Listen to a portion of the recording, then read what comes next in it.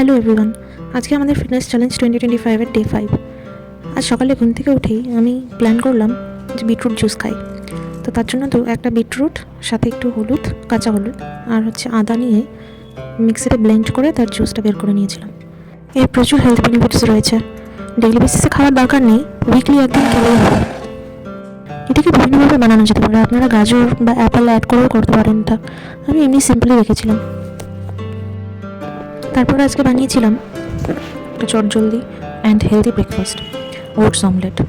বিভিন্ন রকম সবজি আপনাদের পছন্দ মতো নিয়ে 2 চামচ ওটস নিয়ে একটা ডিম ফেটিয়ে সামান্য একটু লবণ অ্যাড করে নিয়ে প্যানে এপার ওপার করে ভেজে নেবেন, তাহলে ওটস অমলেট রেডি।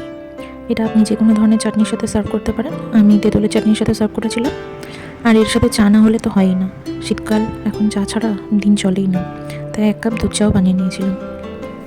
যেদিন ভীষণ ব্যস্ততা থাকবে, কুইক এই ব্রেকফাস্টটা বানিয়ে নিয়ে খেতে পারেন। ইজিও হয়, টেস্টিও হয়।